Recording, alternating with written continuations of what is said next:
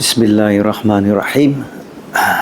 Walhamdulillahi Rabbil Alameen. Wassalatu wassalam ala ashrafil anbiya wa mursaleen wa ala alihi wa ashabihi wa tabi'inahum bi ihsan ila yawmiddin. Assalamu alaikum wa rahmatullahi wa barakatuh. First of all, I'd like to thank you for the invitation. Brother Amir Ashraf, kindly, we met him at a bookstore where one professor presented, Professor Zaini presented a talk and we attended, and that's where we met Brother Amir Ashraf. So thank you for the invitation. It's really an honor. We are from South Africa. Myself and my son Nabil, and that is my other son Tawfiq and my daughter Ilham. We all came down for a wedding. My eldest son Khalid got married here in KL. So the Muslims of South Africa are originally, the first Muslims came from the Malaysian archipelago 300 years ago. Yeah, so we have our ancestors from here. So coming to Malaysia is like coming back here. So I have memories of Malaysia because I was at Etiquette, and my book, The Path to Virtue, was published there while Professor Raghib al-Atas was still around. So so we came basically for the wedding. And so while the couple is on honeymoon, we enjoy meeting the scholars and, and the students and coming to this library, alhamdulillah, sharing knowledge. So basically I want to talk about my book, The Art of Cultivating Noble Character. It's essentially about Makārim al-Akhlaq. It's a translation of a book by Imam al-Raghib al-Isfahani, a Persian scholar of the 11th century, Kitab al-Dhari'ah ila Makārim al-Sharīah, the book, the means to the noble qualities of the revealed law. And it's a full translation of the work. It's the very first.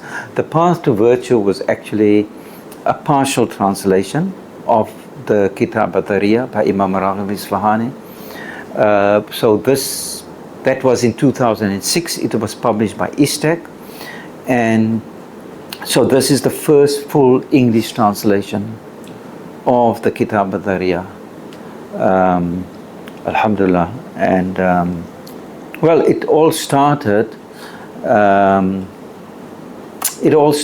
1991 when I wanted to do my master's thesis in Amsterdam. And I was interested in the area of Islamic ethics, but I didn't know really what topic to do.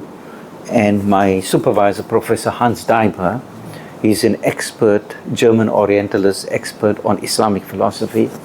He did the bibliography of Islamic philosophy, and he suggested that no work has been done on Imam al-Raghib al-Isfahani. And I said, who is Imam al-Raghib al-Isfahani? I never heard of him, you know. So alhamdulillah, I must thank him for introducing me to the scholar. And from there, it was point of no return. And I moved on from the master's to the PhD. And then it took me about 20 years, a period of 20 years, since 2006, to work on this particular work. So I will be talking on virtue ethics, on Islamic virtue ethics, because that's what it is, basically what it is about. But because the theme is on epistemology, we will touch on epistemology and the intellect and the relationship between ethics and the intellect. So first of all, I want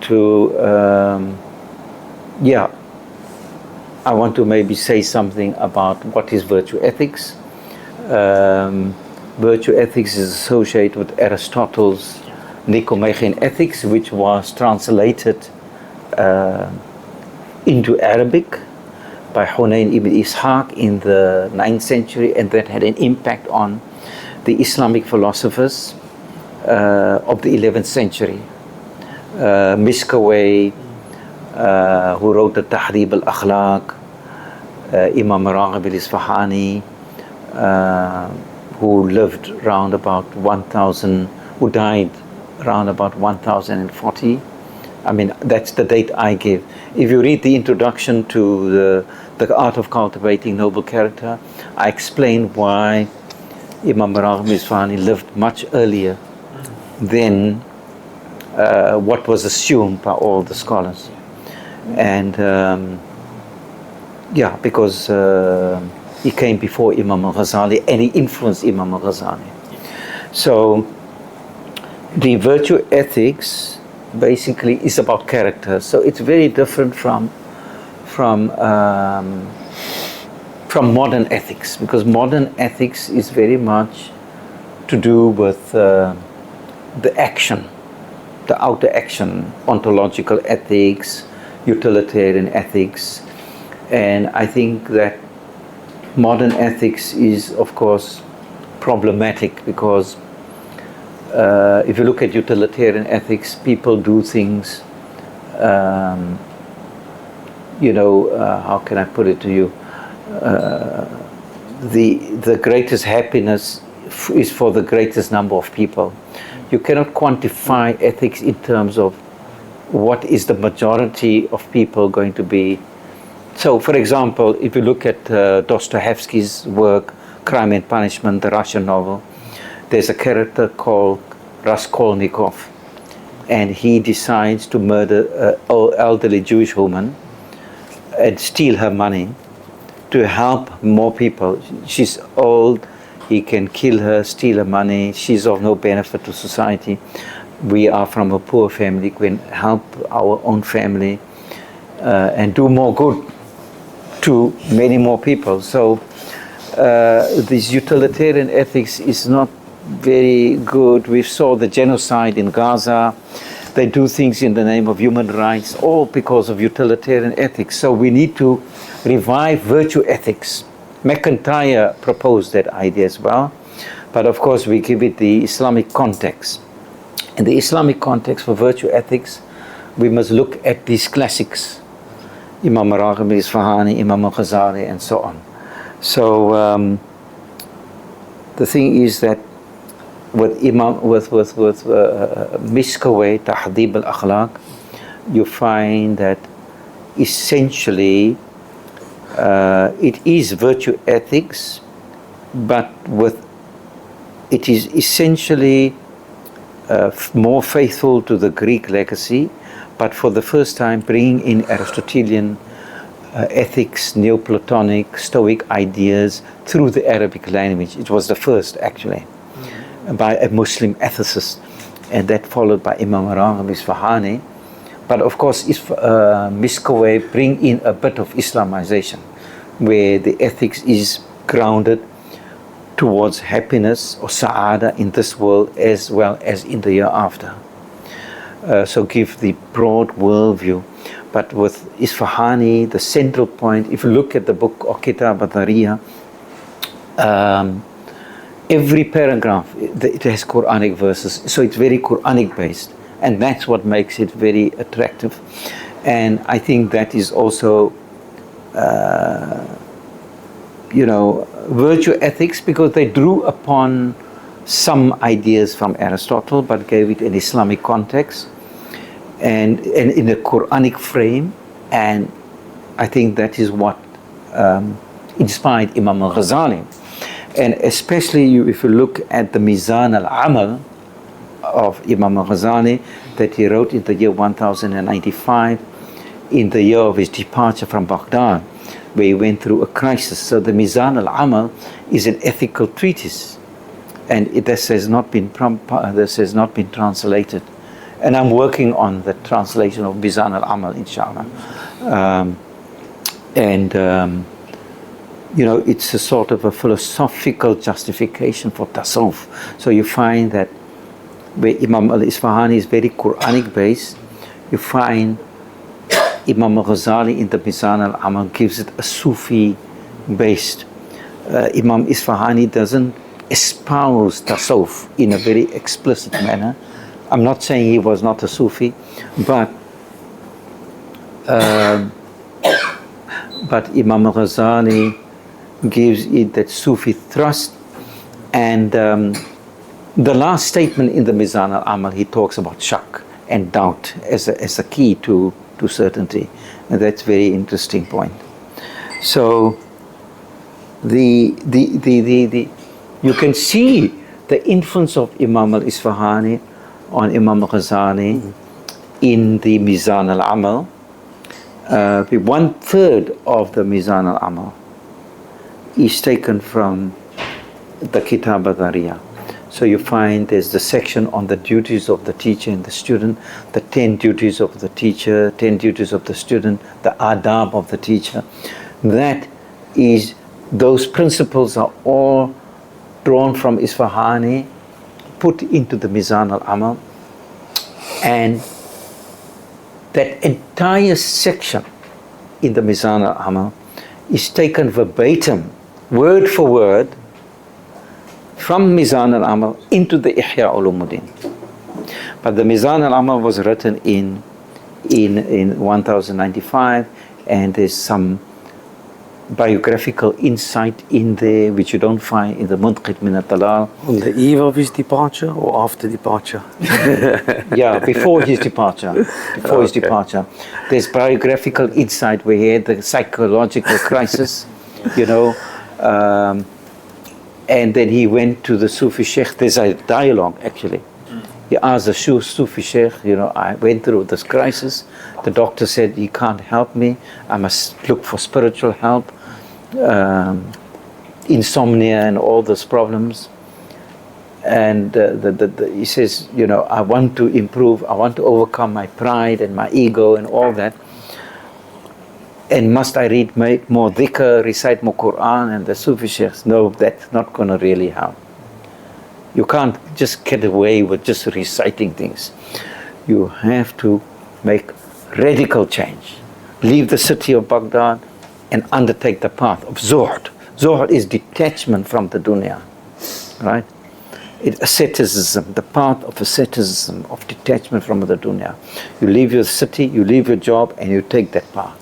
And then he wrote the Ihya Ulumuddin. So I don't want to talk too much on al-Ghazali because my son, that is his domain.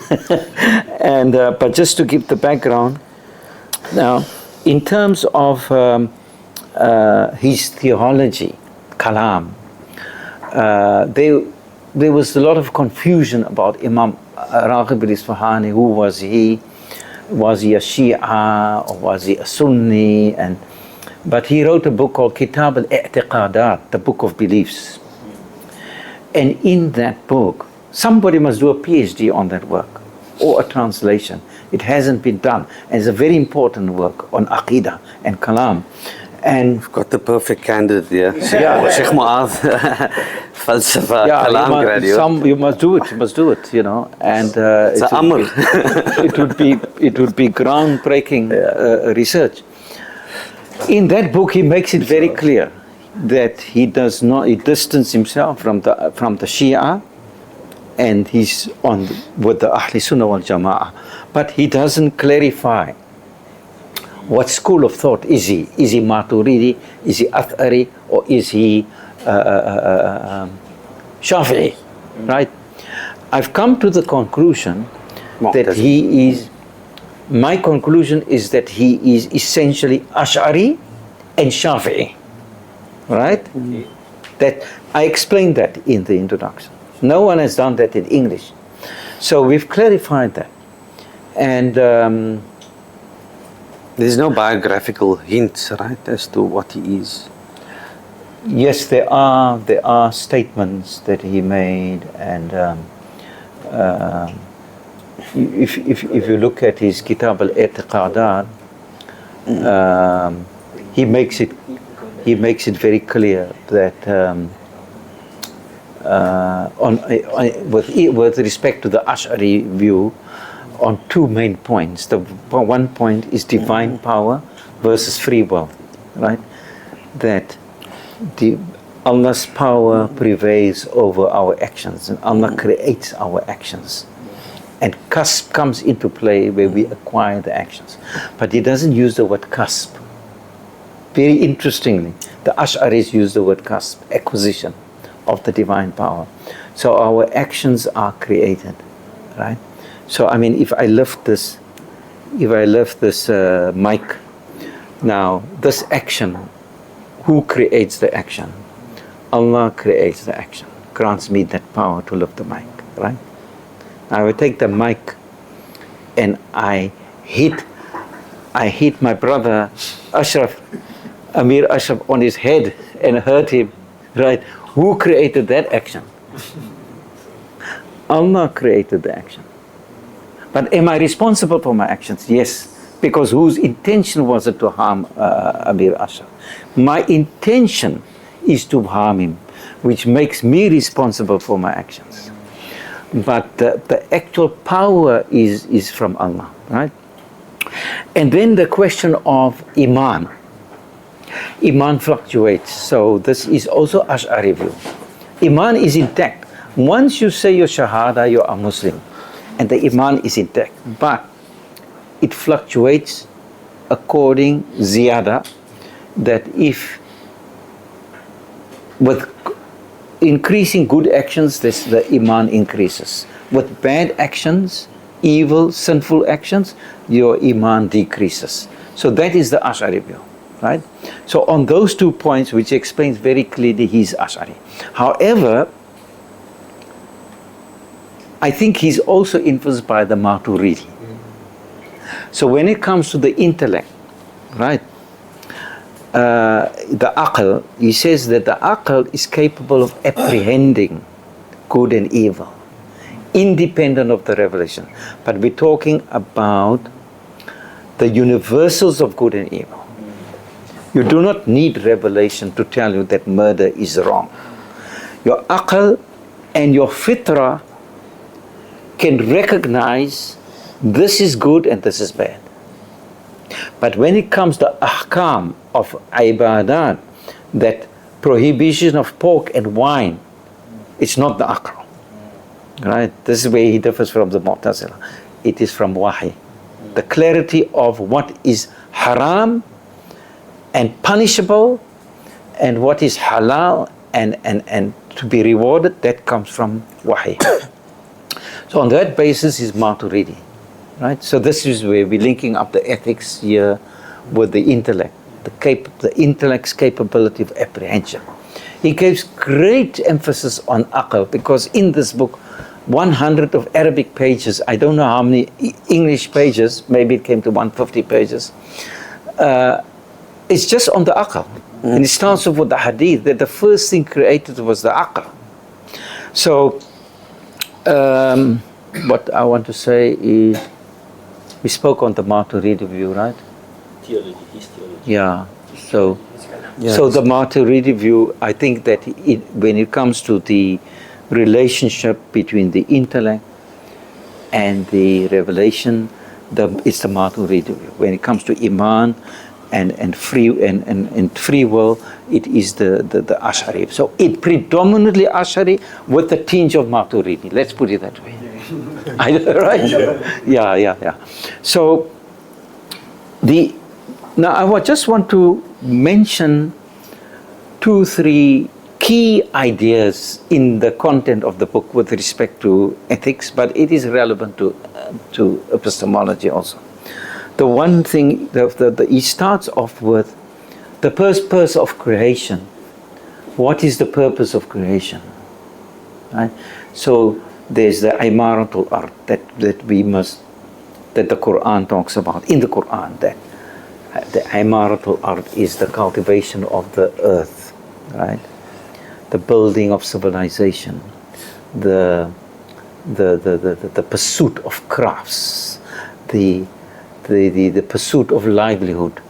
This is what we need, development and so on, right? And then we have, because it's to do with your physical sustenance, and then ibadat, the ibadat of salah and worship and so on. That's fundamental, right? So, but for him, the Quran talks of Inni ja'ilun fil ardi khalifa, we have created you as a vicegerent in this world, which means that as Khalifatullah, this is the highest level. It's the highest level because to be Khalifatullah, you need intellect and you need free will.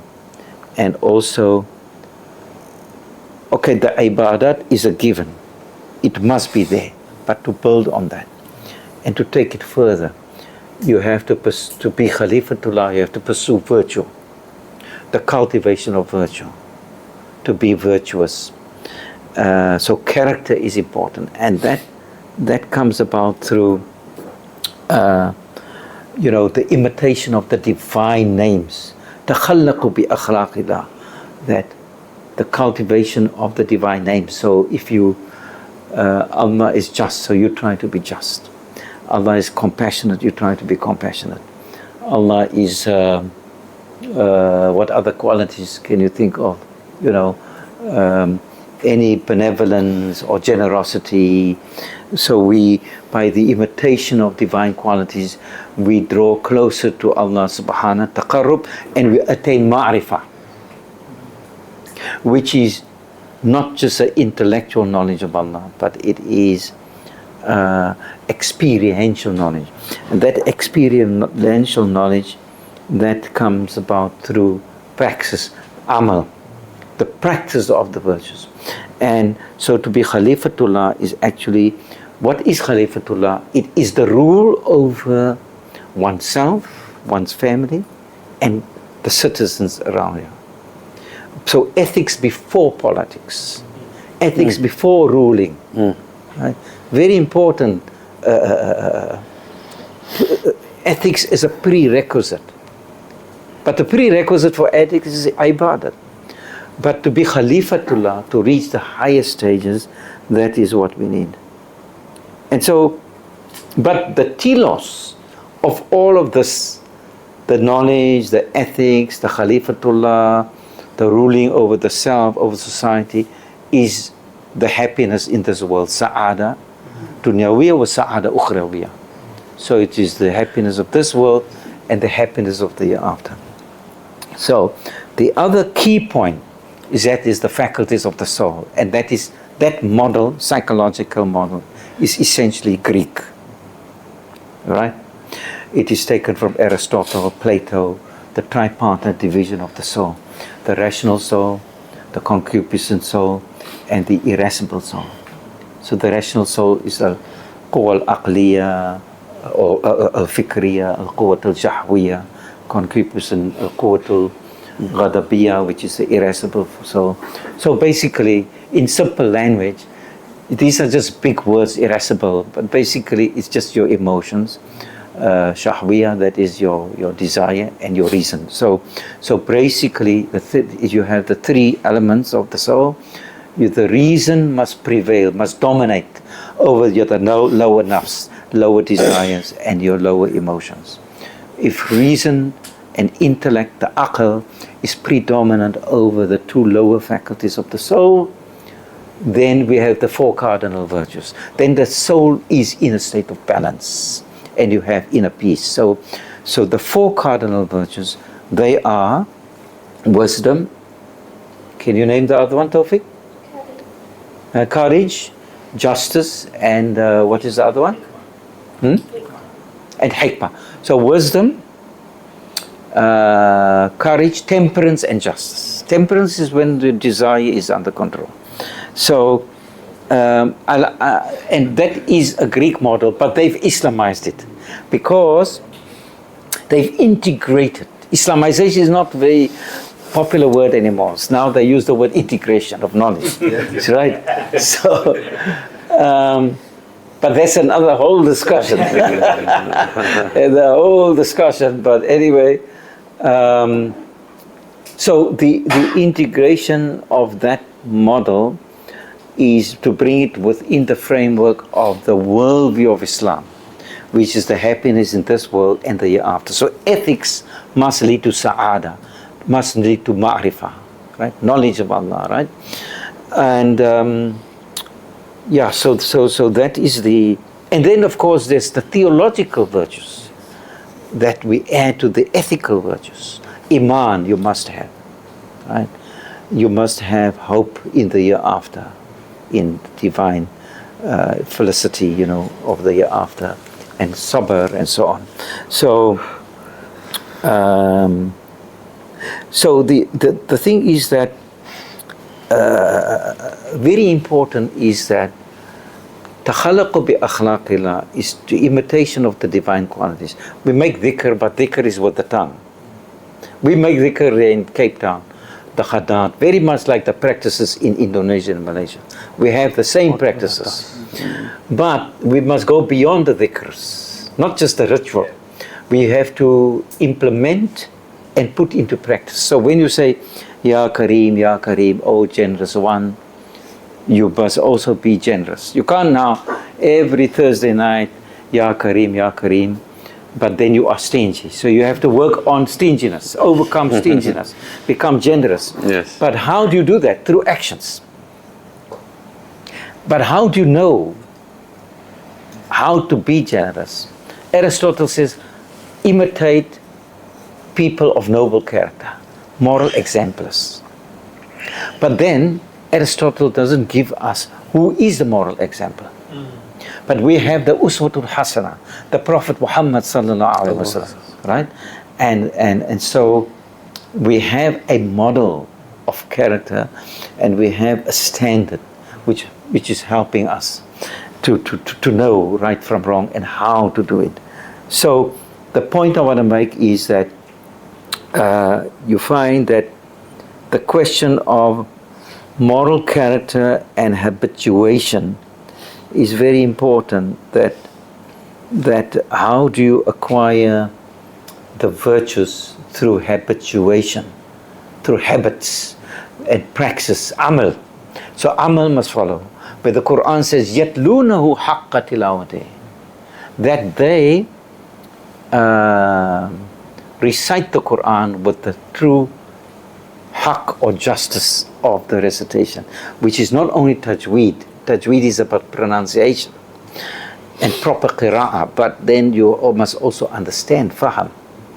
You must have comprehension of the verses, and then the practice of it, which is the amal. Look, the Sahaba, what they do, they learn a few verses and they put it into practice, right? So, but the practice, that's the difficult part. So when you come to my country in Cape Town, you're almost welcome. We have the Table Mountain there. And the Table Mountain is very high, beautiful mountain, and you can come and observe and enjoy and describe the beauty of the mountain, of its beautiful qualities, as we describe Allah's beautiful qualities. But it's not enough. But if you climb the mountain, you really experience the full beauty and benefit of the mountain. That is the praxis. So describing the divine names and practicing is like climbing that mountain, which involves amal and mujahada. And so when you practice the virtues, like Ya Kareem, and you are acting with generosity, then it becomes natural to you. And it's like Imam al-Isfahani and Imam al-Ghazali give the same example of a calligrapher.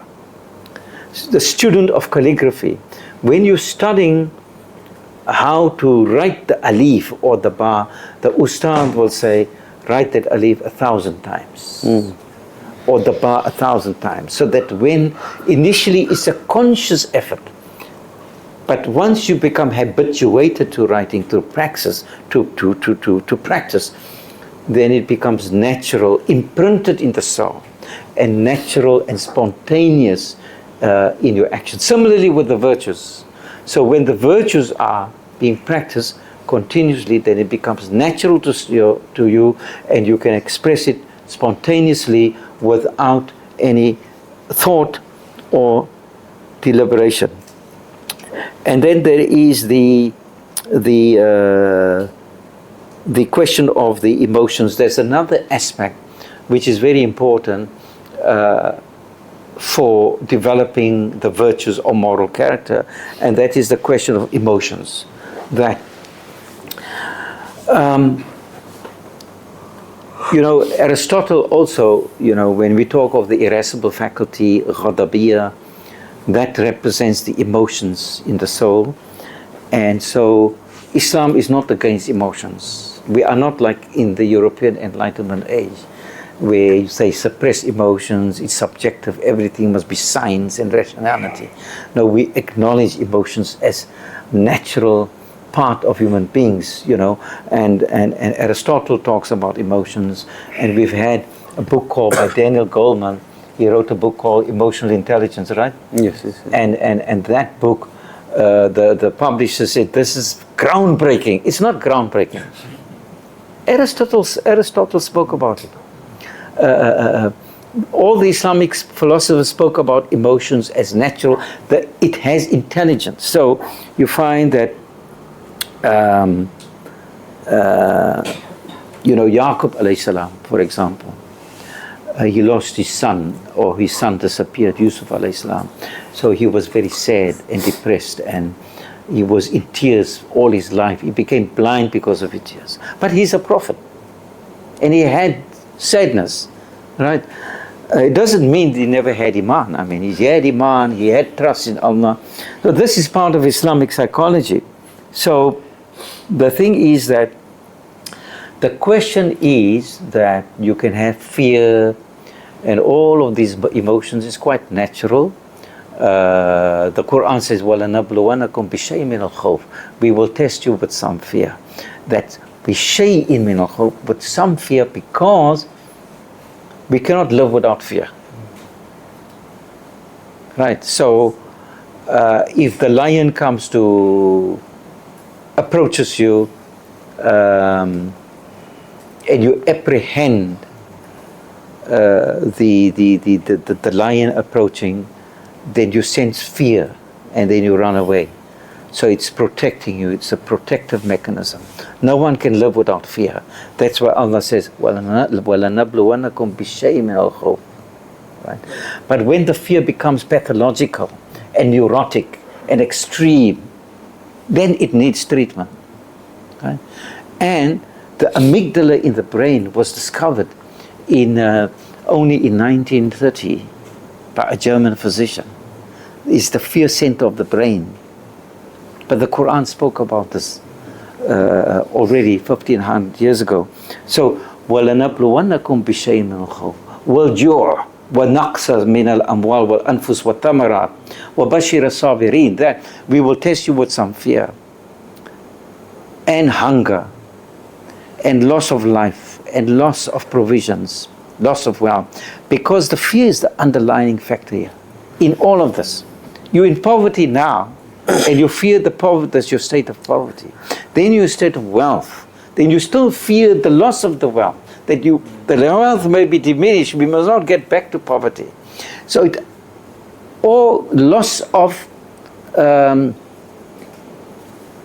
life.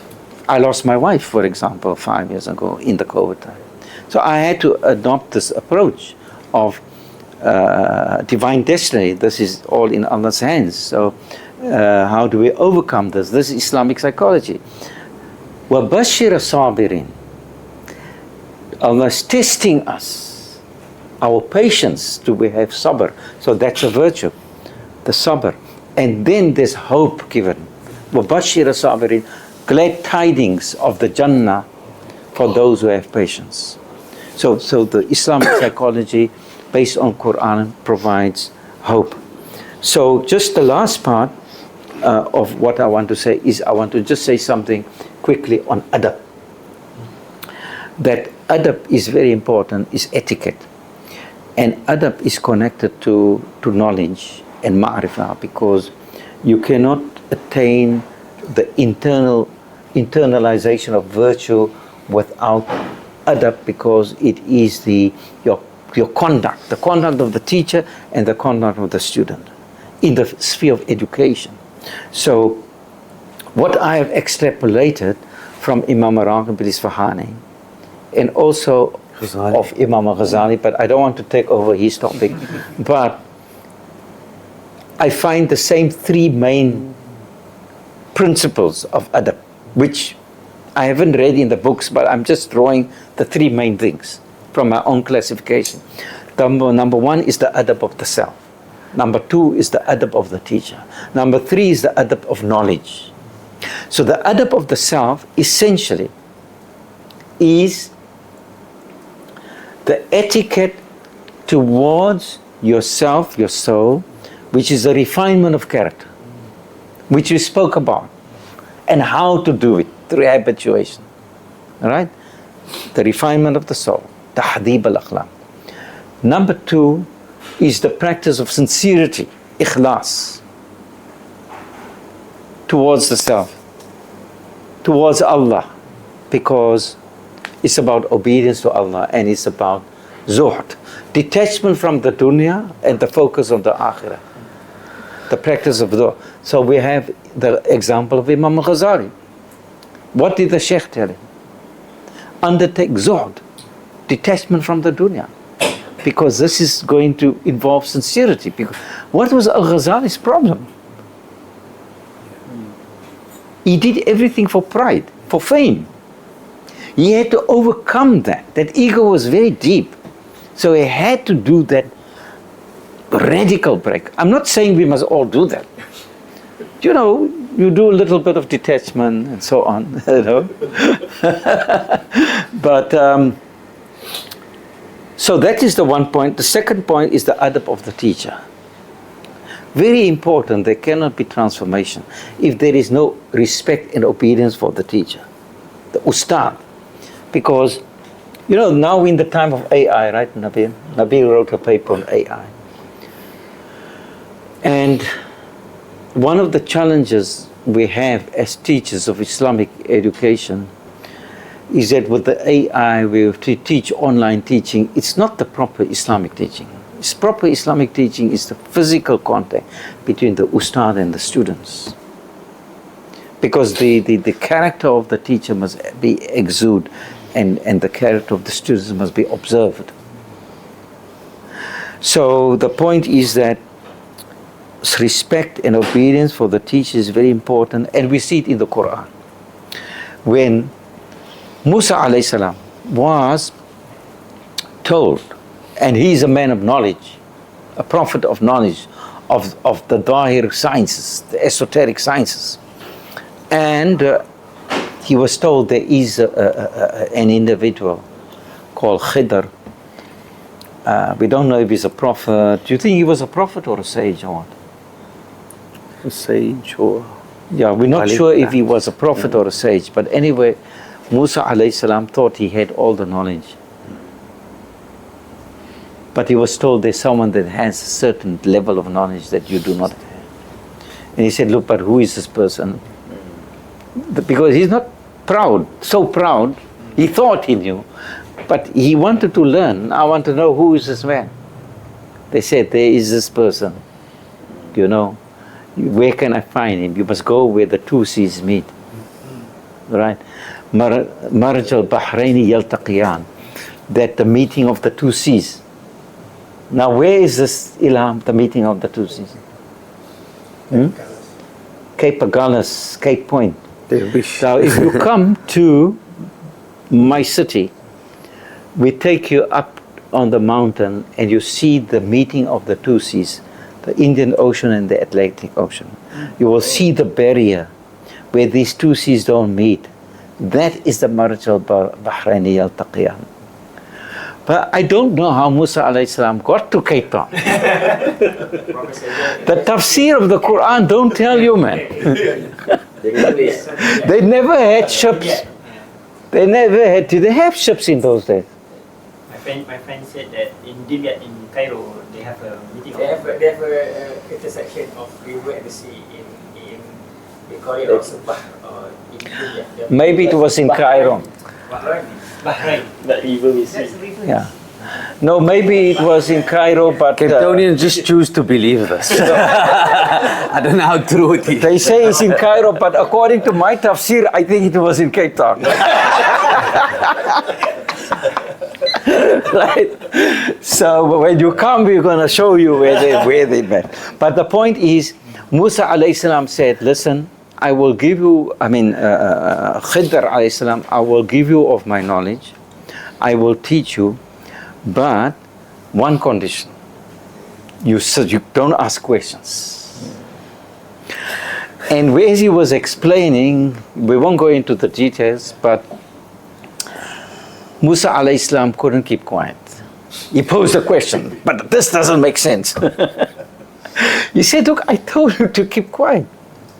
That's because he couldn't really figure out that deep esoteric knowledge. But that doesn't mean that we should not ask the Ustad questions. Because the Quran says, فَاسْأَلُوا أَهْلِ ذِكْرِ. Ask the people of knowledge. So, the Sufi Sheikh will tell you, you should not ask questions. Because you see what the Quran says. Musa alayhi salam got into trouble, he asked questions, But I think we must have a balance. Respect for the Ustad, but also, you have to, there must be questions, there must be doubt, The final point, Nabil, the final point. The final point is the adab of knowledge. Right? That there is a hierarchy of knowledge, and you must respect that hierarchy. So Imam al-Ghazali says that, philosophy and theology, falsafa and kalam, this is supportive of the foundational sciences like fiqh and aqidah and tawheed. We must have this foundational knowledge. It's like a building. If the foundation of this building is weak, right, the building will collapse. So we have the problem of knowledge today. We don't have the foundational knowledge of aqidah and tawheed and fiqh and so on. And therefore, we go into philosophy and this and that, and then we get diverted. Similarly, we need the foundations of knowledge, right? So there's a hierarchy of knowledge. So philosophy he compares to the nurses. The nurses, the philosophers and the theologians are like the nurses. This is in the Mizan al-Amal, and it is also in the Kitab al-Dhari'ah. The same analogy, that the nurses, they support the wounded in battle. So you have the mujahideen going into battle. They're doing the real thing. And the nurses come to assist them and to support them. So similarly, the ulama of the true essential basic knowledge of Islam, the foundations, they're doing the real thing. And the philosophers, they come into support when there's questions, when there's doubt, when there's shirk, where there's attack on Islamic aqidah. Then the mutakallimin come in, the philosophers coming, they give rational explanation, rational exposition. But without that foundational knowledge, and you pursue kalam and philosophy, you will get confused. There's the Imam al-Isfahānī says the oversaturation of knowledge is problematic. This is in the 11th century. They never had AI in those days. They had no computers. They had no PDFs in those days. But we are oversaturated with knowledge. If they produced a book in the 10th century, 11th century, before the printing press, what was the state of knowledge, even in the Western world? Only 2-3 people have the book, and they will read the book aloud to the audience. The audience, they are listening. They don't distribute it, widely the way we are doing now. So the point is that be careful of the oversaturation of knowledge. And with AI, the problem is even greater. I mean, you get, Brother Moiz, you get thousands of emails. Most of it you ignore. But if a friend phones you, I emailed you something very important, they phone you and you tell you, please check it out. Okay, we will check it out. Otherwise, you don't look at the stuff. So that is actually the point. And therefore, to conclude, Imam al-Ghazali has been accused of being the cause of the downfall, the intellectual, scientific, philosophical downfall of the Muslim world, because he wrote a book called Tahafut al-Falāsifah, and he attacked the philosophers, which means now he's against reason, he's against philosophy, because he attacked the philosophers. But he states in his own words in the Mizan al-Amal and in the Ihya that this philosophy, kalam, this is supportive of the essential foundational religious sciences. We cannot ignore it. There is a place for it, but there is a hierarchy of knowledge. And that is the point. It was not against philosophy. But I won't go further. I'll stop immediately because Ustad Nabil will have to elaborate further. Shukran. Assalamu alaikum wa rahmatullah. Maybe we can have a question for okay. Ghazali. Maybe a question. Q&A dulu.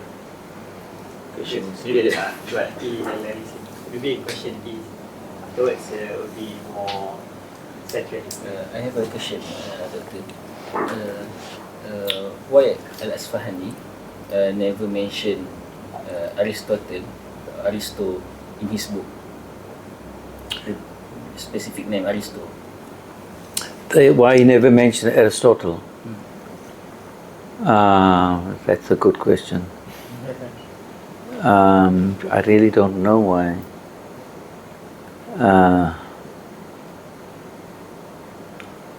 But I'm just wondering also. I'm also wondering why al-Ghazali doesn't mention Isfahani.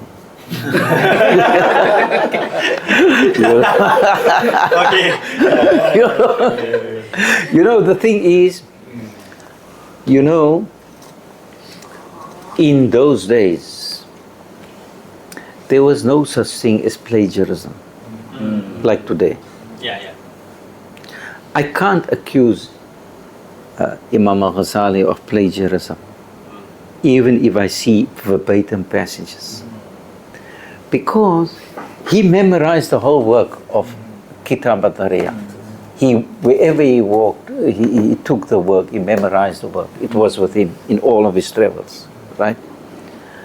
But he doesn't mention the name of Biswahani. And he writes, and you see verbatim passages. I can't say, no, you went to go open up the book and you took verbatim from there. And you didn't put in the footnote, this is from Kitab al-Dhari'ah. It doesn't work that way. From conventions. It's like Ibn Khaldun. Yeah, it doesn't work that way. Through intertextuality, you just draw naturally. If I recite a poem from Shakespeare, you're not going to say why you didn't put the footnote. You all know about Shakespeare. If I recite a verse from the Quran, I can't say it is from the surah and that chapter and so on. These people memorized everything. And the audience, they didn't address ordinary people, they addressed scholars. The scholars, they knew. Imam Ghazali, in his late years, when he went back to Tus, is it Tus or what? He returned to Tus, first Nishapur. Yeah, his hometown where he taught his students. These were all scholars, He was addressing scholars, He was telling them, listen here, you've done enough of knowledge, now focus on the year after. You're now already in your 60s, in your 70s, you want to prepare yourself for the year after. Work on the refinement of the self. Work on ethics. Right?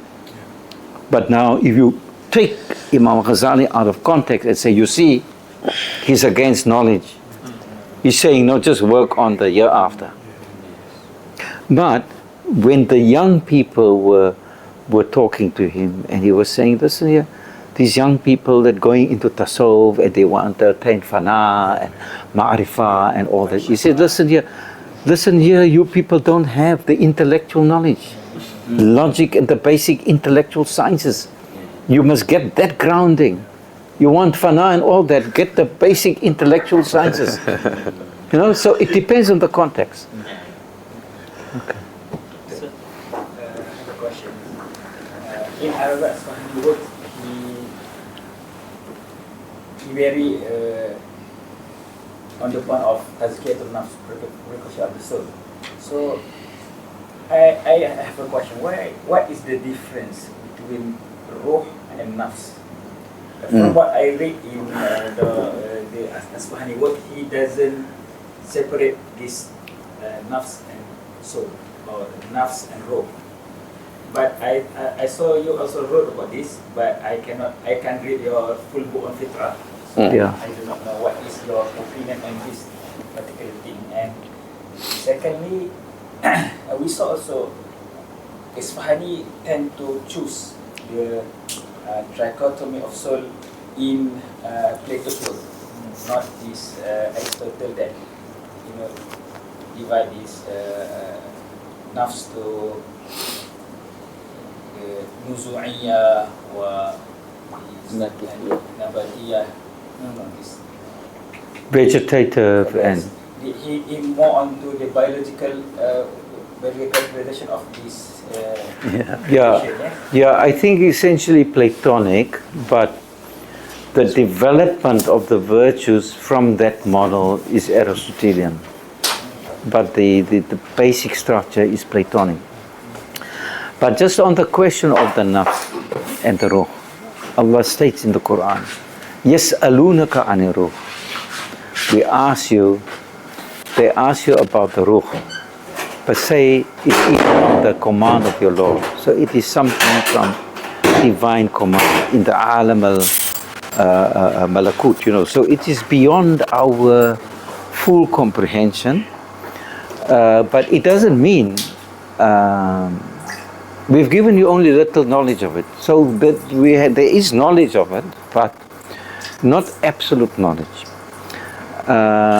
But concerning the nafs, I am more concerned with the nafs than the ruh. Because there's nothing you can do with the ruh. There's nothing you can do with the fitrah, because fitrah is pure. Alastu bi rabbikum.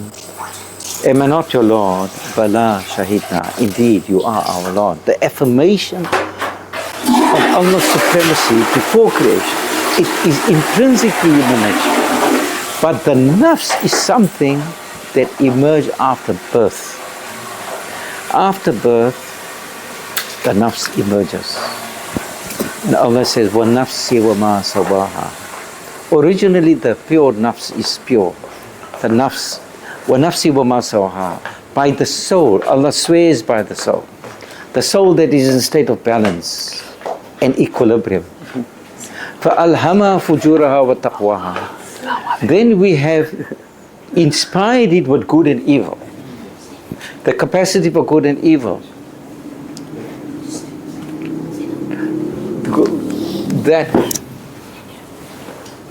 But because the soul is originally pure and in correspondence with the fitrah,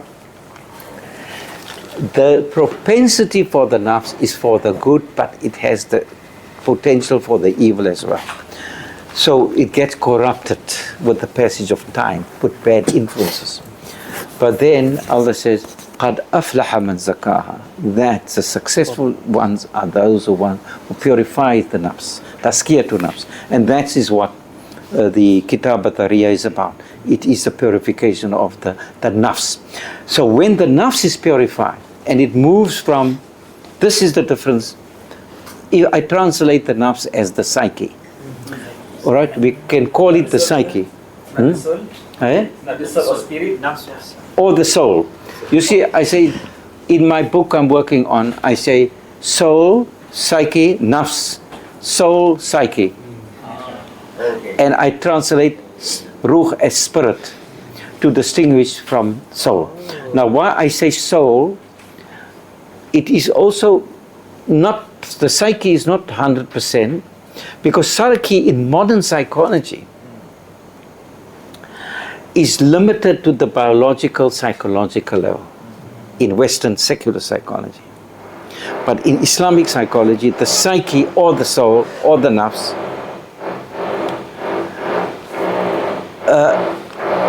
includes the spiritual dimension. So it goes beyond the psychological.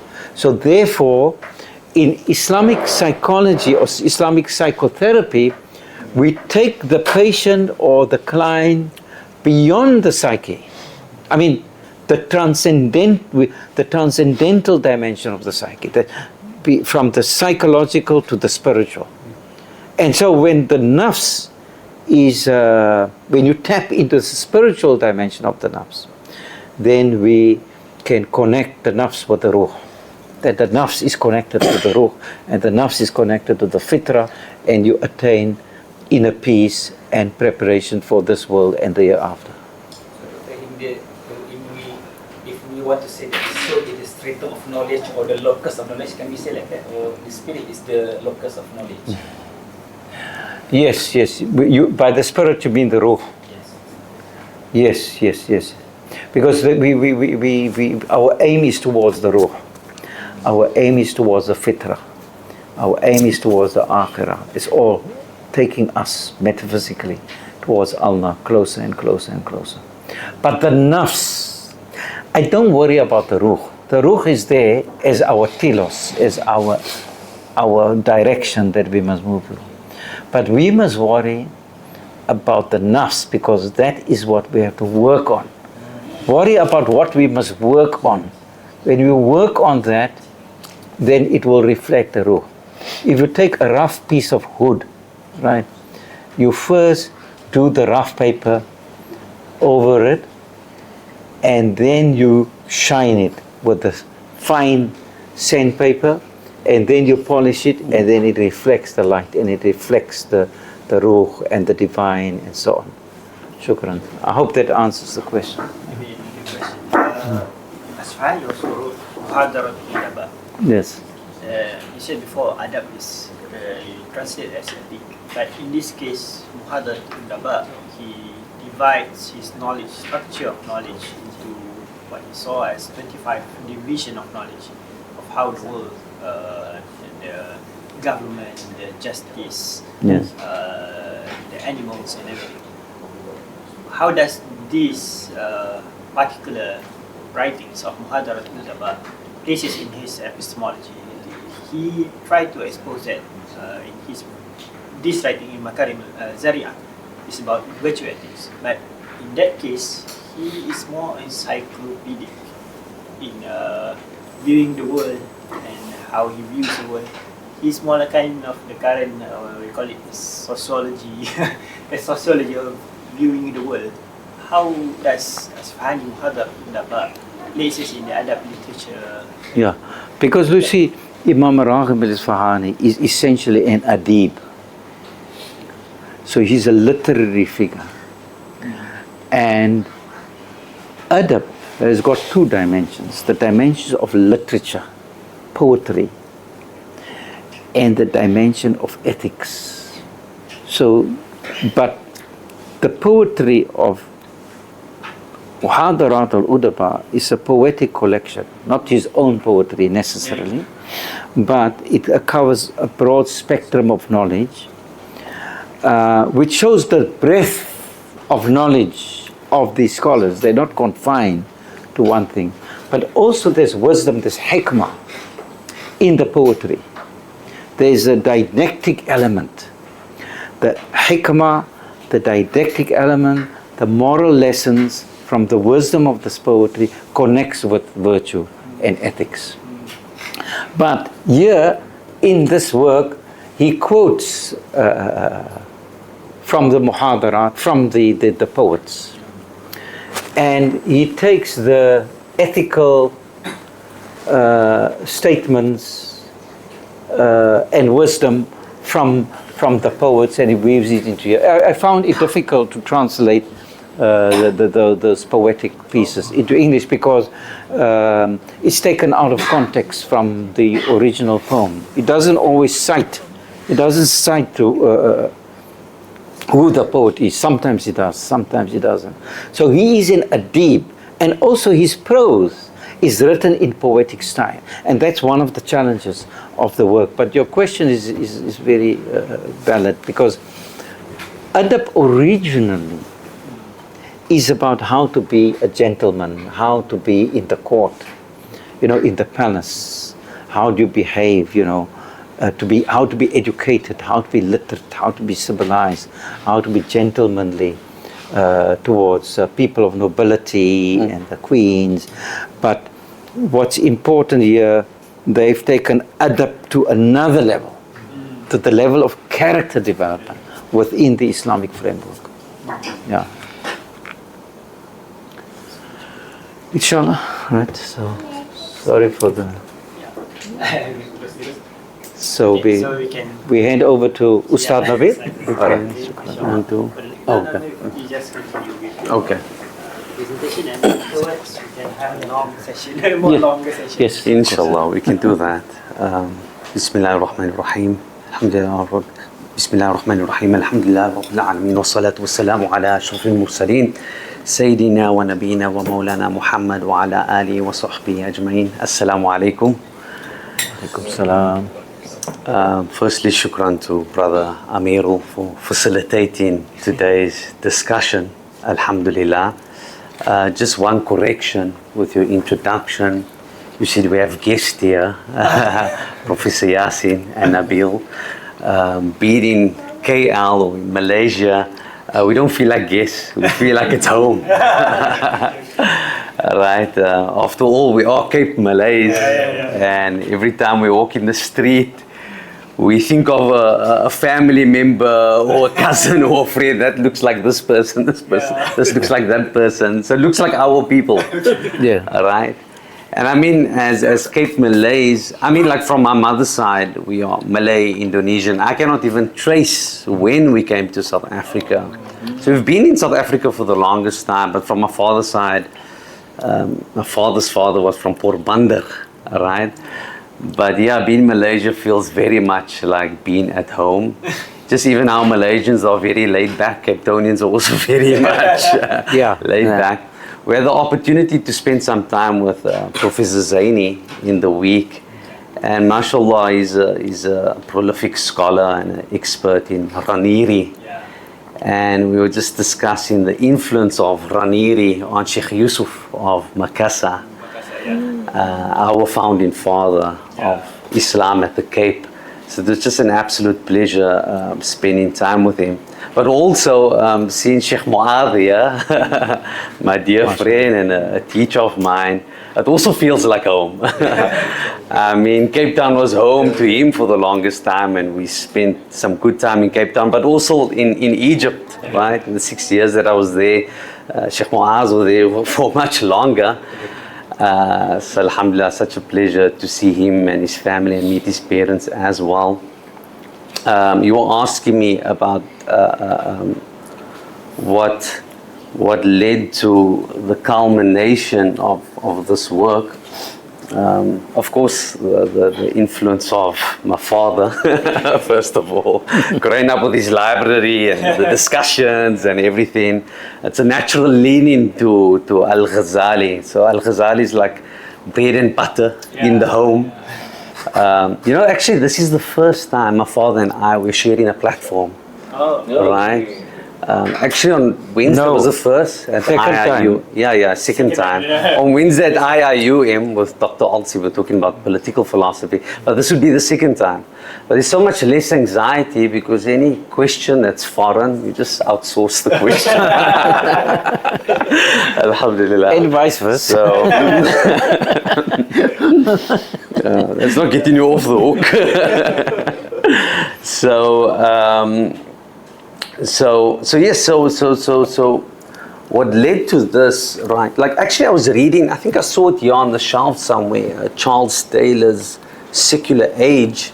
Just by the way, just looking at the library, I like how it's been categorized. Umum, Hujud, you have Insania, beautiful library. But I was reading the work of Charles Taylor, right?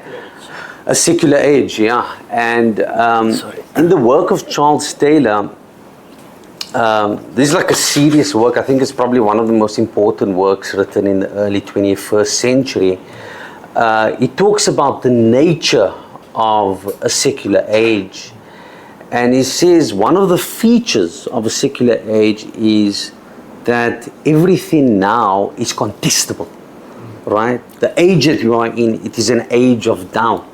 right? It's no longer axiomatic to believe in God. It's no longer axiomatic to be a theist, right? In 15th century Europe, everyone was a theist, everyone was a Christian. He says today that's not the case. But he makes the argument, and he's challenging Weber's secularization thesis that with the increase of reason, with the increase of modernity and technology, there's a decrease in religion. Taylor says, no, that's not actually the case. It's not that with modernity and reason and so on, that there's a decrease in religion. He says religion is still very much present.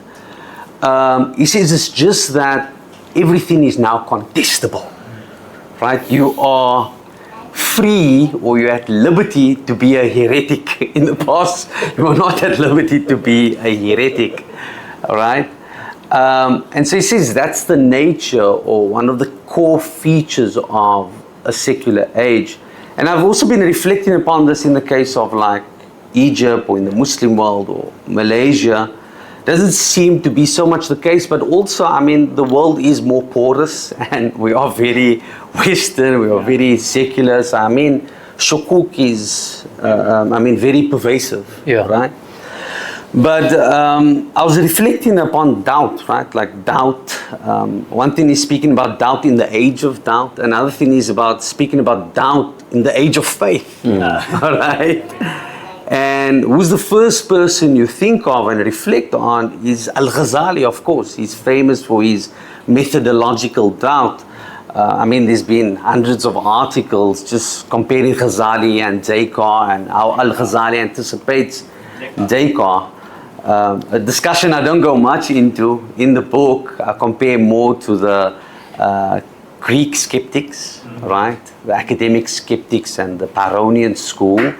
But what's interesting about al-Ghazali is he's coming from a very different context. It's not a Greek type of skepticism, right? Neither is it a modern type of skepticism that Taylor speaks about, or other scholars.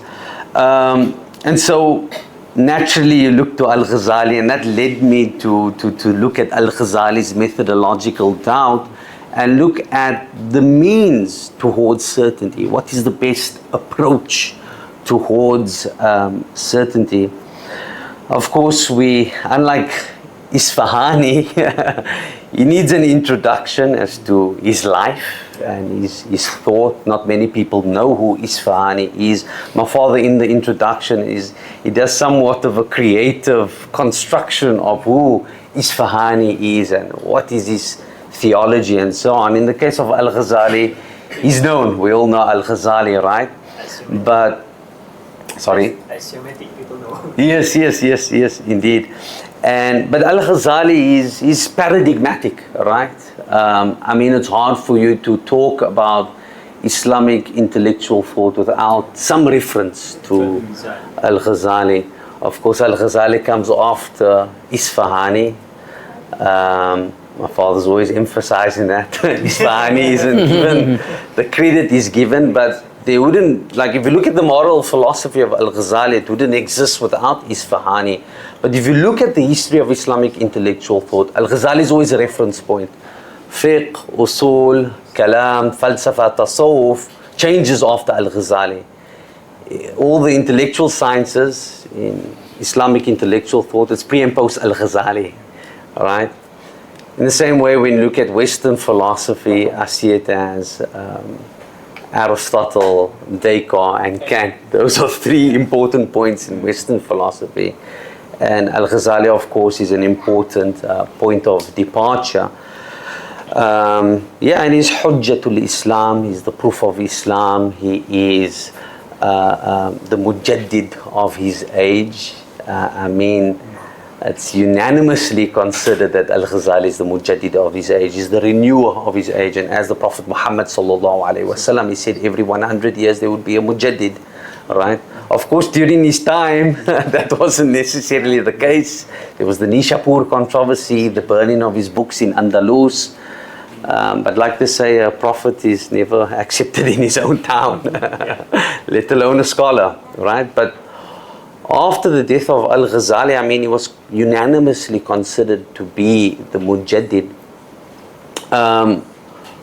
What I attempt to do in the work, al-Ghazali's epistemology, I attempt to develop a systematic introduction into the epistemology of al-Ghazali. All right?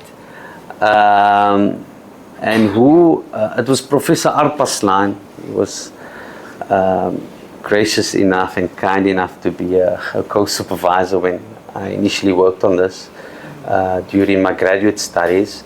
And he advised that I was focusing on his doubt and certainty, but through that lens, developing a systematic overview of the epistemology of al-Ghazali. But if you look at al-Ghazali, he's very eclectic, right, in his approach. I mean, one way, like if someone were to ask me about al-Ghazali's thought, one hadith that really summarizes al-Ghazali's approach or his methodology is the hadith al-Hikmah Dalatul Mu'min, that knowledge is the lost property of the believer, right? And so wherever he finds it, he should appropriate it. And that was al-Ghazali, right? He drew creatively and he appropriated creatively from the philosophers, from the Ikhwan al-Safa, from the Mutakallimin, from the Sufis, and he integrated that into an Islamic orthodoxy. But al-Ghazali, if I look at his epistemology, right, there's no dichotomy or tension, right? If you look at the history of Western philosophy, it's very much this tension between rationalism and empiricism, right? Especially from the Renaissance Enlightenment period. But with al-Ghazali, there's no tension between reason and revelation. There's no dichotomy between mysticism and rationalism, or between rationalism and empiricism. All of the sources of knowledge has its right place, and they're all complementary to one another. And essentially, this is what I'm attempting to show in the book. If you look at Ghazalian studies, I mean, since the mid, let's say, 19th century, there's this tension between rationalism and mysticism. Is al-Ghazali a philosopher, or is al-Ghazali a Sufi? Right? This is a common debate that we find. And so there's this tension within Ghazalian studies, but we see this beginning with Ernst Renan, the French Orientalist, where he saw in al-Ghazali, he posited somewhat of a decline thesis that the Muslim world, there was an intellectual decline post al-Ghazali, right? And he puts al-Ghazali against Averroes, right? And so the Western world went in the direction of Ibn Rushd, and the Muslim world went in the direction of al-Ghazali. So this is a common trope that we find, and we still see it existing even today. And then, like with the mid-20th century, we see like Montgomery Watt, right? So there's this conception of al-Ghazali as this figure that's anti-philosophy. Right? It's not the tahafut al-Falāsifah, the incoherence of the philosophers, but they see it as an incoherence of philosophy. And so there's this idea of al-Ghazali is anti-philosophy, is this recluse Sufi. He had his conversion in 1095, and he's anti-philosophy, anti-science, anti-mathematics, and he just becomes this the Sufi personality, right? And leaves it all behind, as well as his prestigious post in the Nizamiya college. And even in popular discourse, right? Like this, what's his name, this popular scientist, Neil deGrasse Tyson, right? There's this video that went viral on YouTube where he talks about al-Ghazali, and he says, you know, al-Ghazali was anti-mathematics, and playing with numbers is like the work of the devil, and he says the entire intellectual enterprise just took a decline after al-Ghazali. But if you're just doing a superficial reading of the Munqidh min al-Dalal, his autobiography, just a superficial reading will point that al-Ghazali is not anti-mathematics, right? So you even see this with the likes of Neil deGrasse Tyson. And then on the other hand, right, the pendulum has swung to the other extreme, right, with revisionist studies in al-Ghazali. We have now scholars speaking of al-Ghazali actually being a clandestine philosopher. He's this undercover philosopher. He's not actually a Sufi as he claims to be. He's not actually an Ash'ari, but he has a higher theology, as Richard Frank says, or he has this esoteric philosophy. And even some scholars, they say that Ghazali's tahafut is actually a pseudo-refutation. But in actual fact, he held to some of those ideas, and what he presents to the awam is not exactly his actual ideas, but he has an esoteric philosophy. And this isn't new. I mean, like, it's not just with revisionist scholarship in the 80s up until today, arguing that al-Ghazali was a philosopher and influenced by Avicenna. And of course he was influenced by Avicenna to a large degree, but he also appropriated and he made it his own. But you even see it amongst Muslim scholars, right? Averroes, says, Ibn Rushd says that al-Ghazali is like a Sufi with the Sufis, an Ash'ari with the Ash'aris, and a Sufi with the Sufis, right? Ibn Taymiyyah, he says al-Ghazali is like a Trojan horse, right? He snuck mantiq into the Islamic tradition.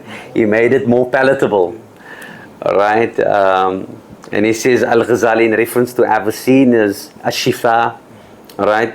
The cure is his magnum opus. He says al-Ghazali huwa shariba al-Shifa famarada. He drank the Shifa and he got sick. And so it's not just amongst Western scholarship on al-Ghazali, but we see this also, this critique in the Islamic tradition. And so this is essentially what I'm attempting to do. I'm trying to navigate this debate between rationalism and mysticism, or between this idea or this identity of al-Ghazali being a Sufi or philosophy. And I would argue that it's trying to find a center, in the sense that it's not on the one extreme or the other extreme, but he recognizes both within its right place, right? But of course, we cannot talk about his quest towards certainty without talking about doubt. Doubt is the other side of the coin. They're the two sides to the same coin. And so I discuss his doubt and his methodological doubt and the nature of his doubt. And that's the bulk of the first chapter of the book. And so I look at the nature of al-Ghazali's doubt. In no way was it a type of comprehensive doubt or systematic doubt like we have amongst the Greek skeptics. Yes, exactly, right? Al-Ghazali considers knowledge to be possible, right? I mean, the very first book of the Ihya is Kitabul Ilm. Neither is al-Ghazali's doubt a theological doubt. He specifically mentions, right, explicitly, in no way did he doubt like the existence of God and prophecy and the last day. And I wouldn't even say, I'd argue as well, it's not like the methodological doubt of Descartes. It's very different, al-Ghazali's methodological doubt. And so al-Ghazali's doubt was a methodological doubt. It was a type of critical inquiry. And it's also a form of undermining heterodox doctrine, as you see in the Ta'afud. And al-Ghazali writes many polemical treatises. And so in his Munqidh, he develops his methodological doubt. He begins by questioning all knowledge. So much like Descartes, he throws out everything. Right? Descartes throws out everything. Right? He undermines everything, he questions everything, because he's trying to establish his philosophical project upon necessary knowledge, right? He wants to establish a strong philosophical base and build from there. And so we have the cogito of Descartes, right? I think, therefore I am, and that's the foundation of his philosophical project. Al-Ghazali, the foundation of al-Ghazali's philosophical project, it's not aqli, it's not rational, right? And so he establishes on a trans-rational source of knowledge. But he begins with taqleed, right? With imitation, right? Uncritical imitation. I choose to translate it in that way. But he does somewhat of a sociological analysis, and he sees that everyone around me, I mean, everyone's Christian because they come from a Christian home, or they're Jewish because they come from a Jewish home, or they're Muslim because they come from a Muslim home and have Muslim parents and a Muslim school. But all of them are like Muslim or Christian because they've come to that conclusion themselves rationally. And he mentions the hadith, of course, kullu mawludin yulad ala fitra, right? Like that every born child is born in a state of fitra. And that it's their parents that make them a Christian or a Magian or a Jew. And so he says he wants to acquire knowledge and certainty or belief on the basis of his fitra, his primordial disposition, or his primordial compass, right? Or his innate intellect. And so he tosses out taqleed, right? I cannot rely upon uncritical imitation or taqleed. Then he moves to the next level, which is sense perception, right? And he questions sense perception, right? Like what I see and the five senses and so on. Can I rely on it? Do I have any confidence on it? He looks at the shadow and he sees that the shadow, it is still, but the rational judge says that it's actually moving. If you look at the size of the sun and you compare it to a dinar, in actual fact, it seems like the dinar is bigger than the sun, but using geometrical calculations, the sun is larger than the earth. And so he says, my sense perception tells me one thing, but the rational judge says something else, right? And so he loses confidence in his sense perception. But then he speculates regarding rational judgment, right? He says, in the same way that my sense data said one thing, the rational judge undermines sense data, is there perhaps a higher judge, right, that undermines my rational judgments, right? And so Al-Ghazali, he speculates regarding whether there's a higher judge, a judge that's higher than one's rational judgments, right? And so he says that when one is dreaming, right, he says in the same way that when you are dreaming you have certain rational judgments, or you have certain judgments, and then you wake up, you realize those judgments are not true. He says perhaps there's a state higher than the state, the rational state. And he speculates perhaps it is the state of the Sufis, right? Or perhaps it's the state that you're in when you wake up, or when you die and you wake up, right? Like the hadith says, I think it's attributed to Imam Ali, الناس نيام فإذا ماتوا انتبه, right? That man is asleep, and when he dies he awakes, right? So Al-Ghazali then says that he had no confidence in his rational judgments, and for him what the criterion of truth was necessary knowledge, right? Necessary knowledge, al-ilmu daruri, is considered to be indubitable knowledge, right? Such as 11 is more than 3, or an object cannot be in 2 places at the same time. This is considered to be necessary knowledge. So he arrives at this point where he undermines taqleed, he undermines sense perception, he undermines rational judgments, but also necessary knowledge, right? And so he arrives at this point where he cannot affirm or deny anything. And so he's at this, they call it his epistemological crisis, or an epistemic impasse of sort, because he cannot affirm or deny anything, all right? Because he doesn't have the confidence in his rational judgments. And he says he was in this mode, right? And he calls it a malady. He describes it as safsata, right? He suffered from safsata, which is Greek skepticism. You can translate it literally as sophistry or sophism, but it's a reference to a type of Greek skepticism, right? So he says he suffered from this. So it's also existential to some degree, not just methodological. And he says eventually Allah saved him from this epistemological quandary. Allah saved him through a divine light. Allah placed a divine light, or cast a divine light into his heart. Alright? And so after that he attained confidence in his sense data and his rational judgments and the necessary truths.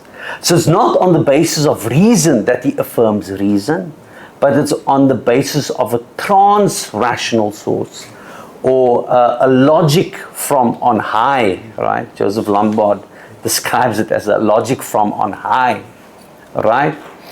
And so this is embedded in one's fitrah, right? It's something that is innate. It's something that, to use Kantanian terms, it is something that is a priori, right? But not something that you have to infer or acquire. So from an Aristotelian perspective, axiomatic knowledge, it is first principles, right? Al-ilmu daruri. And so al-Ghazali finds deliverance, all right? And so his doubt is a type of methodological doubt. It's a critical inquiry to establish the foundations of knowledge, but it's supposed to lead you towards certainty, all right? You're not meant to remain, it's not meant to be where you suspend judgment, right? The Greeks call it ataraxia, right?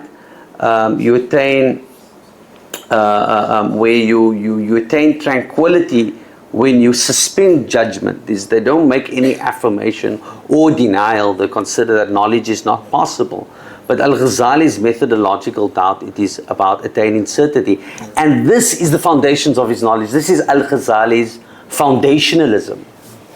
All right? And so it's very different to Descartes. Descartes speaks about the light of reason. Al-Ghazali talks about a divine light. All right? And so one cannot even begin to speak about al-Ghazali's tasawwuf, or his philosophy, or reason and mysticism, before we speak about his foundationalism. And that's the focus for the first chapter. But in the second chapter and the third chapter, I'm dealing with his polemics. All right? Al-Ghazali, I mean, like the polemic, like Imam al-Ashari he was in a very different context. Al-Ghazali is dealing with the Batiniyah and with the philosophers. These were the two polemical, he was straddling these two polemical battles. On the one hand, with the Batiniyah, he's defending the place of reason, and he's showing the veracity of reason and philosophical logic. In the case of, and also defending wahi, and in the case of the philosophers, al-Ghazali showing the limitations of reason, right? And also defending the place of revelation. And so, in the second chapter, what I attempt to do is I I'm looking particularly at the Fadaih al-Batiniyah, the infamies of the Batiniyah, and al-Qistas al-Mustaqim, which are both works responding to the Batiniyah. Al-Qistas al-Mustaqim, it's somewhat of a primer into Mantiq, but in the context of a dialogue with the Batini, right? And I think that was a concern at the time. There was a duarchy, you had the Suljuks and the Abbasid, but they were also contending with the Fatimid dynasty and Batini incursions, and so there was also a political edge to this, because it's the Fadaih al-Batiniyah wal Fadail al-Mustadhiriyah, the virtues of the Mustadhiris, right? Mustadharites. So what al-Ghazali does, right, which I attempt to show is, I'll just cover this briefly, but what he attempts to do in al-Qistas al-Mustaqim is showing the veracity of reason or the legitimacy of using mantiq or philosophical logic. He shows that the Quran in itself uses mantiq. You'll find the five, he talks about the 5 scales, and so you'll see the 3 figures of Aristotelian logic and the 2 syllogisms that you have in Stoic logic. Al-Ghazali shows the presence thereof in the Quran itself, and he gives multiple examples. And so implicitly saying that mantiq is in the Quran, right? And if the Quran is using it, right, then what's wrong if we use it, right? And because mantiq as well, the Quran uses it and endorses it, he said therefore reason and revelation can never contradict one another. And so he shows this from a Quranic perspective, but he also shows it from a rationalist perspective. Now of course the Batiniyah, and the reason why they're called Batiniyah from the word Batin, they were an Ismaili Shi'i group. The word Batin comes from the word esoteric. They didn't believe in the literal meaning of the Quran, but and al-Ghazali is challenging them on dismissing the literal meaning, undermining the Shariah, and by extension, undermining the moral life of Islam, right? And so, what al-Ghazali is, so they are Batiniyah because they believe in the esoteric meaning of the Quran and the undermine reason, right? For al-Ghazali, you can understand the Quran using your aql, alright? Nur ala nur, the Quran is nur and the aql is nur ala nur. But for the Batiniyah, it is a matter of going to the infallible Imam. And so, it's about going to the infallible Imam. And so Al-Ghazali, in the Fadaih al-Batiniyah, what Al-Ghazali does is, he's showing the veracity of reason, using reason itself. Using reason. Of course, you cannot use reason to argue for reason. That would be circular. So he takes an instrumentalist approach. He's showing the instrumental value of reason. Because you cannot argue for the veracity of reason. It's something also foundational. Right? One premise, following another premise, and then having that result or that natija. I mean, it's immediate, right? You see that it works, right? As the empiricists say, the tire hits the ground, right? Even if you apply a syllogism, it's sort of intuitive that the meaning comes at you, right? So it's sort of making an instrumentalist argument. I don't go into the details of the various syllogisms. I'm at the University of the Western Cape and we're revamping the curriculum. And I told the colleagues, as much as I'd love to teach a course on mantiq, I don't think students want to learn mantiq. It's very dry. And so I thought you can maybe learn mantiq via aqidah. We have a course in aqidah and a course in theology and falsafa. So you can maybe learn mantiq through that means. Because we have a major in Islamic studies, right? Which you major alongside other subjects in the arts or the social sciences like history and sociology. So we're limited as to the amount of subjects we have, all right? So tahleel al-hadith will be with mustalah al-hadith, or aqidah will be with mantiq. But we sneak in a bit of mantiq there. So yeah, the second chapter, it gets a bit dry. It goes into all these syllogisms and everything. But that's al-Ghazali's approach, right? But interestingly as well, you can learn a lot about debate and argument from al-Ghazali. He doesn't just, number one, he doesn't develop a straw man of the batini. He develops a strong man and he develops it. He gives the best exposition of the ideas and then he deconstructs it. But at the same time, he's not just tearing it apart. He's not just saying, no, we don't need an infallible Imam. He says, yes, I agree, we do need an infallible Imam. I agree with you. We don't disagree here. But our fallible Imam is not living. We have an infallible Imam. He's the Prophet Muhammad sallallahu alaihi wasallam. And we apply reason. We do not deny reason. I mean, like, we have the Quran, wahi, from that we receive from the Prophet Muhammad sallallahu alaihi wasallam, and we have the hadith, and we verify the hadith using the aql, right? The veracity of a report. We use the aql to determine the veracity of the report. We use the Quran, we have the ahadith, and then we apply our ijtihad. So we have ijtihad, all right? We do not need a living infallible Imam. And then he says, and then they also have this idea of ta'aleem. They against reason, but they are for authoritative instruction, and that is what an infallible Imam. Al-Ghazali says, yes, ta'aleem is also important, all right? And he says, we must learn from our teachers. And what do we learn from our teachers? We learn an infallible method, all right? And that infallible method is philosophical logic, right? It is mantiq, basically. And also kind of responding to, I think it was your question, Al-Ghazali doesn't make reference to Aristotle, all right? The reason is, I think in his mind, he says he recognizes that Aristotle systematizes mantiq, and he says he's the first person to show like mantiq is in the Quran. But he says this comes from the prophets. It comes from Nabi Ibrahim alayhi salam, and we know about, you can see his discourse with Nimrod and so on. So he's saying this is prophetic knowledge that gets passed down to the philosophers. So he doesn't give them credit in that sense. He's saying this is from wahi, essentially. It's from the prophets. Right? So this isn't foreign knowledge.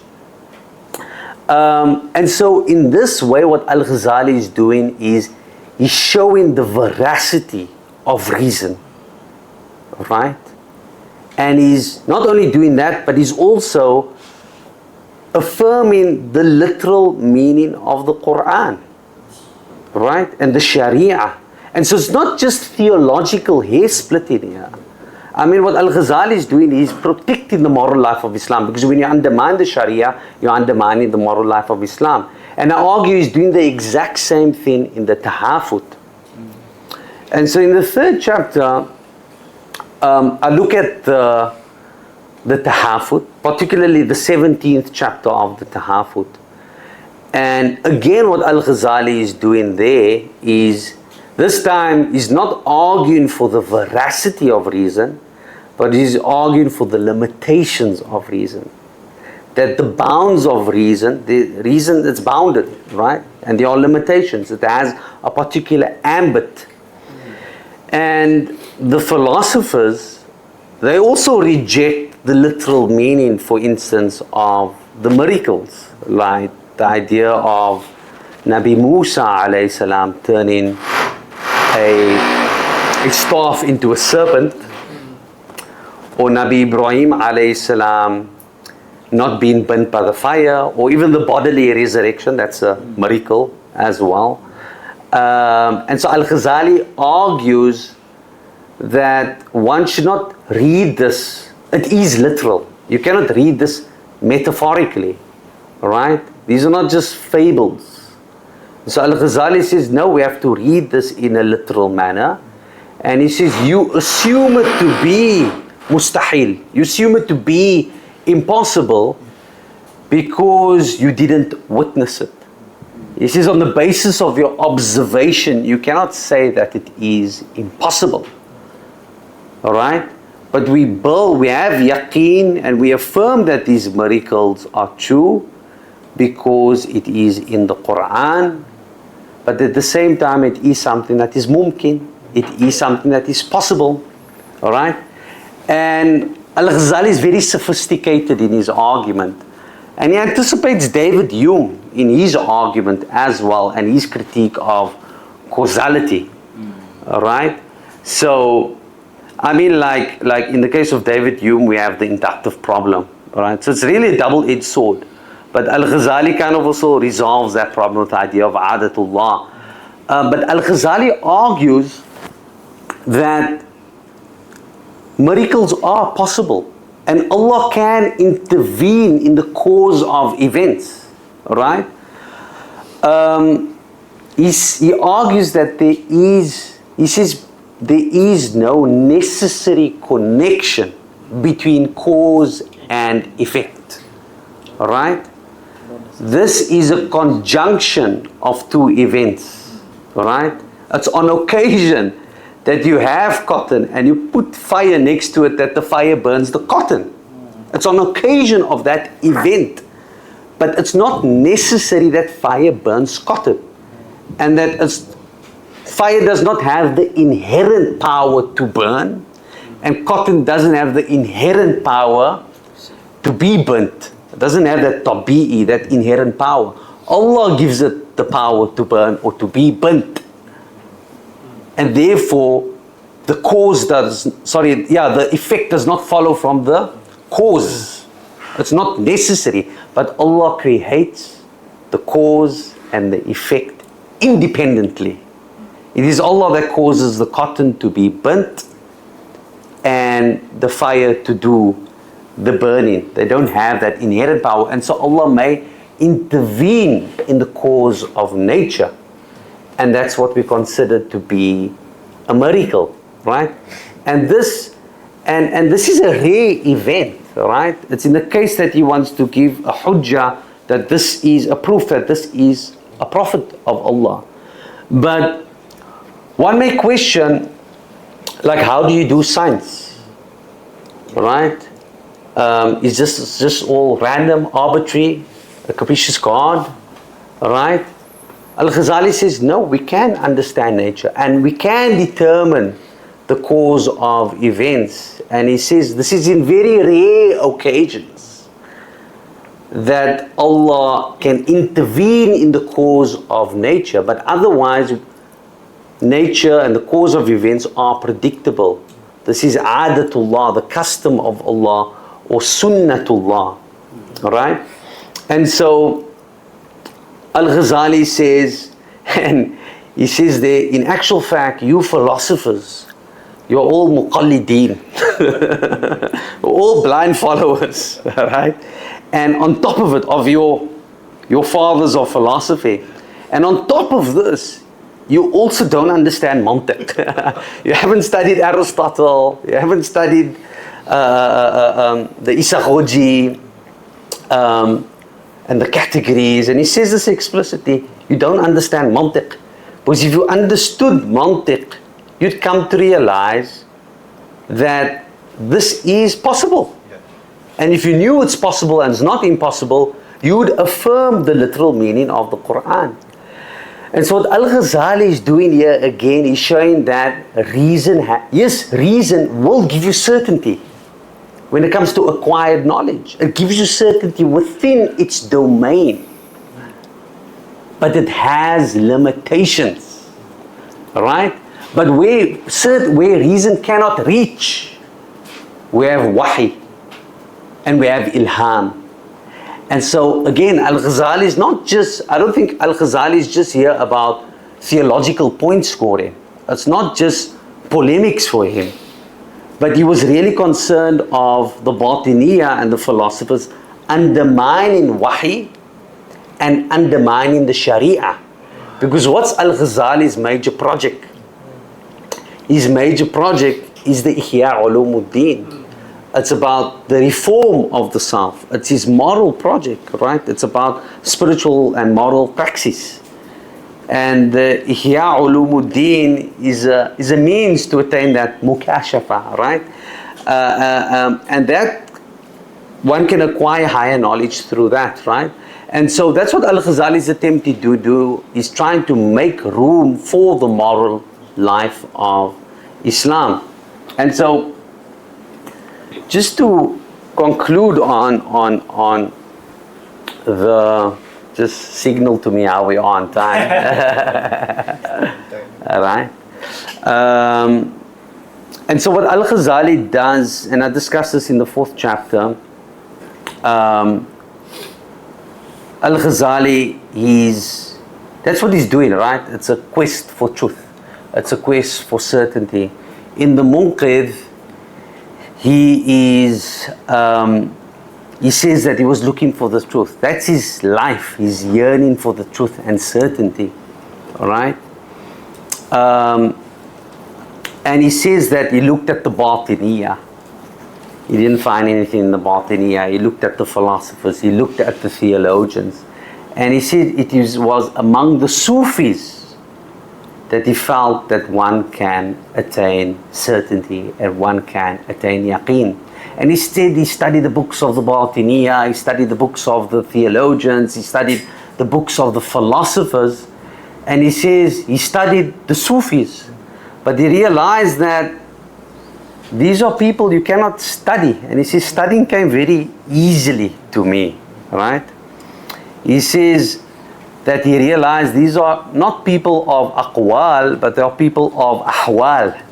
They're not people of statements, but they are people of states. Alright? So he realized that I need to embark on the path. I have to leave the comforts of my post. I mean, he was the chief scholar at the Nizamiya College.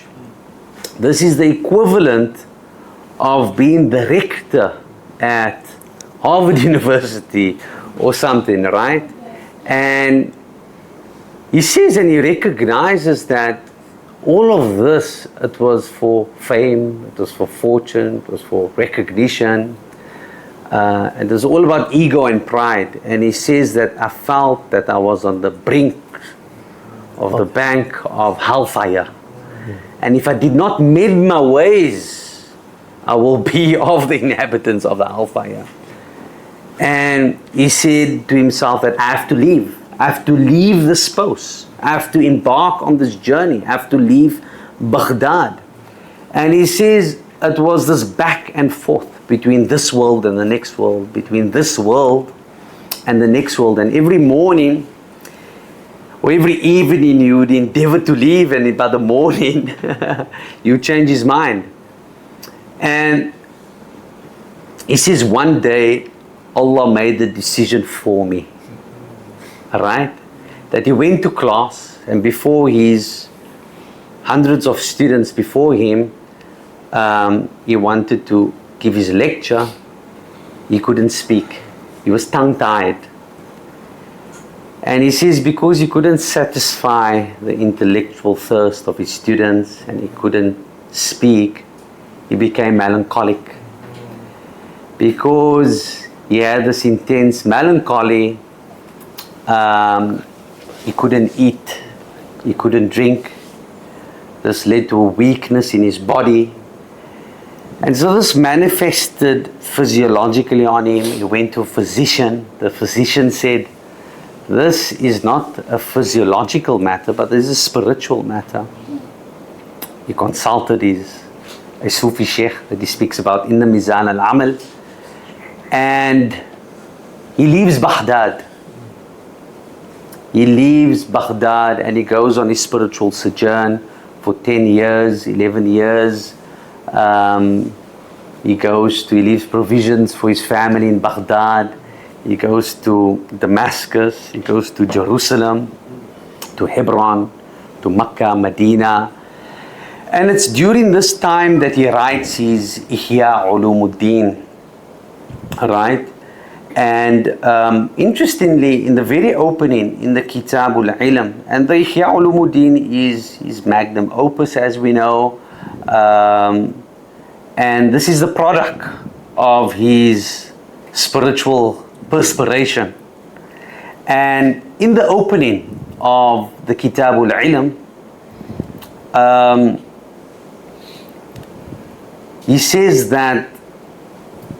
what he's trying to do here in this work, in the Ihya Ulumuddin, he says this is ilmu tariq al-akhirah. This is the knowledge of the science of the hereafter. And he's quite polemical in the beginning, and he's critical of the theologians because they obsess with polemics. He's critical of the fuqaha and the grammarians because they're obsessed with the minutiae of the law or grammar. And he says this, what he's doing, this is not a new science. He's not innovating anything. He says this is an excavation from the tradition. This is what the Sahaba were focused on. They were focused on preparing themselves for the hereafter. And so the Ihya Ulumuddin, it's very much it's an eschatology in the sense of preparing for the eschaton, right? It's soteriological in the sense that he speaks about, he says it's not just about najah, it's not just about attaining salvation, but it is about fawz and sa'ada. It is about reward and happiness, attaining reward and felicity in the hereafter. So sa'ada ukhrawiyya. And so this is the focus of the Ihya Ulumuddin. And he says it comprises of ilmul mu'amala and ilmul mukashafa. But the focus of this work is not ilmul mukashafa. He says, I'm not concerned with sharing with you the secrets of unveiling. And al-Ghazali is quite critical also of ecstatic utterances. It's a very sober tasawwuf. He's critical of Abu Yazid al-Bistami and al-Halaj. He does discuss a little bit about ilmul mukashafa. He just discusses the subjects, right? And he develops somewhat of a taxonomy. I'd say if you're looking for that, one could look at the al-Mishkatul Anwar, right? The niche of lights. But he says this is ilmul mu'amala, right? This is the science of praxis, which is essentially tasawwuf, right? And in addition, and of course there's no tasawwuf without the Shari'ah, and tasawwuf is the application of the Shari'ah with ihsan. But at the same time, al-Ghazali also integrates Islamic virtue ethics, right? From Aristotle and Plato, and you see the four cardinal virtues and the tripartite division of the soul. Al-Ghazali Islamizes it because it's universal in its knowledge. But in essence, what Al-Ghazali, just to conclude on this point, we are running out of time. I just have a minute left. Thanks for the signal. Sometimes we get carried away. But in essence, what for Al-Ghazali, philosophical knowledge gives you certainty, right? But objective certainty and experiential knowledge, spiritual experience, intuition, what we call mukashafa or ilham, divine unveiling or divine inspiration or irfan, this is something that is subjective. It is something that is experiential. And so yes, one, like philosophical logic gives you certainty of an objective kind, tasawwuf or spiritual knowledge gives you certainty of a subjective kind, right? And he compares this to someone that may know the attributes of, let's say, good health. But to experience good health, that gives you a higher certainty. Or you may know the attributes and the composition of honey, but tasting honey is something else. It's something dhawqi. Dhawqi is superior to something that's just merely descriptive or scientific.